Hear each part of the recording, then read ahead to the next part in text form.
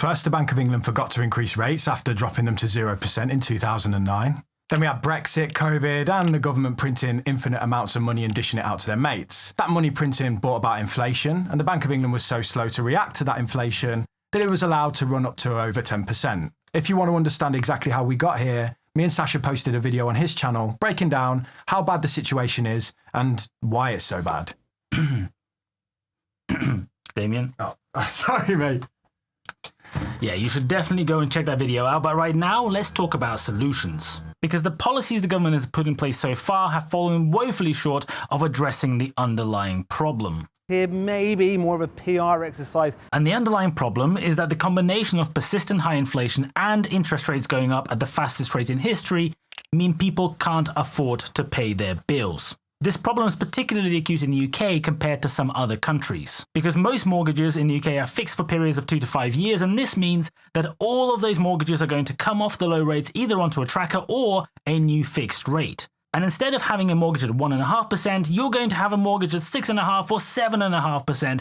For many people, this means your monthly payment is going to roughly double. And I know, the trolls will say, well, it's those people's faults for buying a house that was too much money. The fact is, though, this is the situation for the vast majority of this country. And if this begins going south, which it might, we're all going to be impacted by the fallout. So far, the government has come up with 3 solutions to this mess in what they call the mortgage charter.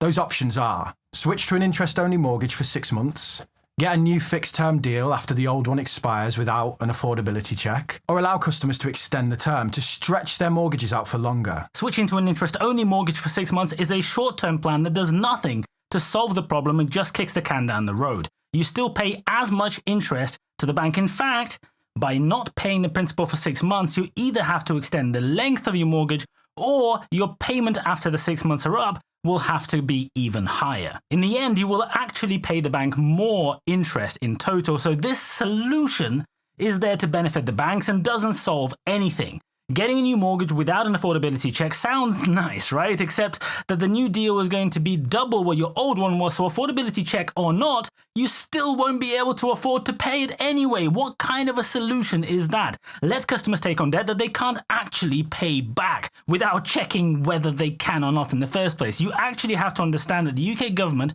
and the banks sat down and this is the best that they could come up with. That's the reassurance that people like Martin Lewis have been saying will make a big difference for families in those situations. Charles, millions of people are worried about actually being able to pay their bills, not even their credit score at the moment. You haven't offered them anything. The third option of stretching out your mortgage for longer will make people pay back debt for 5 or 10 years longer, paying tens of thousands more in interest for the privilege. At the same time, the monthly payments don't actually go down that much. A £200,000 mortgage at 6.5% interest is £1,350 a month. If you add 5 years to your mortgage, the payment goes down to £1,264. If you add 10 years to your mortgage, it's still £1,208. So signing up to being a debt slave for 10 more years because of this means that your monthly payment is just £1,200 instead of £1,350. Now, the Bank of England and the government needs to do something to reduce people's spending so that inflation comes down. And bankrupting and ruining the lives of people, adding decades worth of debt to their mortgages is one way, I guess. But that's not the only way. So here's a few steps the government could take tomorrow, if they actually wanted to tackle this problem. First, they could ban penalty fees on the early settlement of mortgages. This is a very small step, but it means that if people go out and take out a new mortgage and then the rates start coming down in a year or two, they aren't stuck paying insane rates until the fixed term is up. The bank would then say, well, this makes no sense because everyone would take out longer term mortgages because rates on them are cheaper. And that's exactly right, which is where the second point comes in. For any mortgages above a minimum amount of 50 grand or whatever that number needs to be, mandate a minimum term of 10 to 15 years. This would mean that the bank is forced to offer a steady rate that accounts for long-term interest rate effects.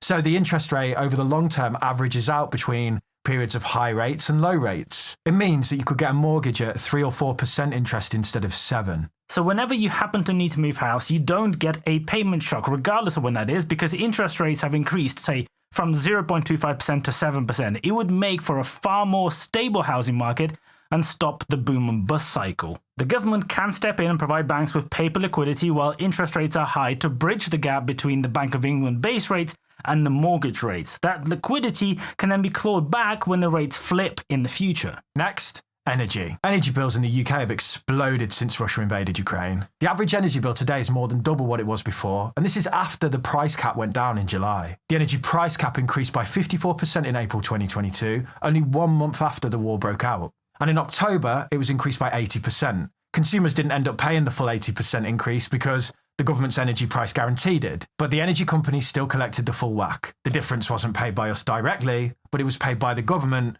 from your taxes. So you paid it, you just didn't know you did. And yes, commodity prices did go up.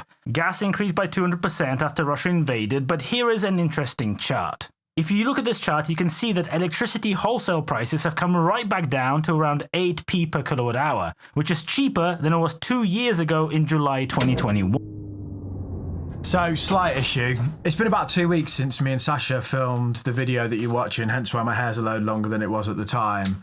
And I'm sat down to edit it now, and one of the files, one of the videos is corrupted, just doesn't work. So I've lost a third to half of the video.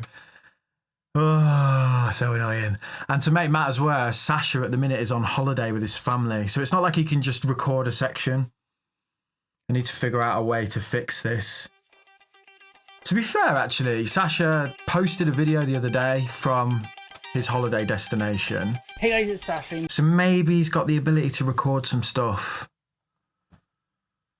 There might be a way out of this, guys. Let me send him a message, I got an idea.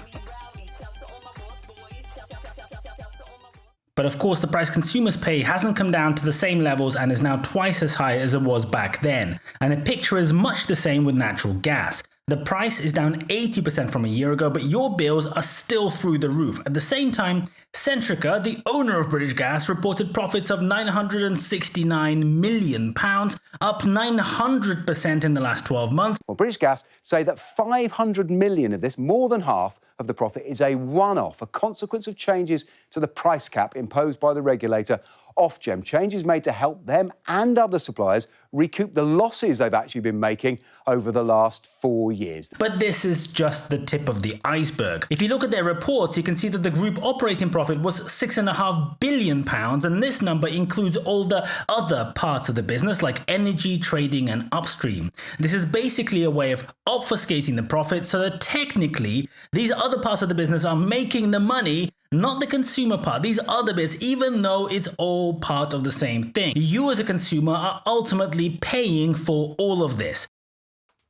But then there's this line here, called exceptional items and certain remeasurements, where they made £4.4 billion. I mean, I would love to know what that is. You got any ideas, Sasha? Well, it's a gain from certain remeasurements after tax, blah, blah, largely relating to the unwind of out-of-the-money contracts delivered in the period, together with net unrealized mark-to-market derivative gains from our wider portfolios and the release of the onerous energy supply contract provision, both as a result of falling commodity prices. What a fucking word salad. So there you have it. Centrica only made $969 million from their customers, but magicked $4.4 billion as a result of falling commodity prices. A business is entitled to make money. It's what they're set up to do. But something doesn't stack up here when an energy company is saying it's not our fault your bills are going through the roof. At the same time, their company accounts report that they've made £650 profit for every single customer on their books. Legislation that stops such blatant profiteering in a crisis could make a real meaningful difference, or at least have some impact to household budgets for those who really need it. And then there's food. Oh, hold on. And then there's food. If you've watched Clarkson's Farm, you'll have seen the crazy level of bureaucracy and pen pushing that is affecting farmers in the UK. Our bin closed down. I have in my hand a piece of paper from the council. They're unhappy with the tin roof. They say they want it to be made of slate. If the UK government really wants to support farmers, they have to urgently push through legislation which allows significant greater permitted use and just scraps all the mountains of paperwork that stifles a farmer's ability to do their job. A trade deal with Australia that contributes 0.0% to the economy is nice, but it's nowhere near as important as fixing domestic production. And you'd think we'd be hearing something about this, as you know, it's pretty urgent because the price of food is continuing to rise at a rapid rate, around 17% per year on average. But it feels like the government are just kind of ignoring the problem. The real problem we have is that the government should be taking urgent action to solve urgent problems. Instead, We just have Swapping prime ministers a few times a week with the ministers doing nothing to actually address the cost of living crisis. If you want to understand how we got here in the first place, make sure you check out this video right here. I don't think they're even going to be able to tell, Damo.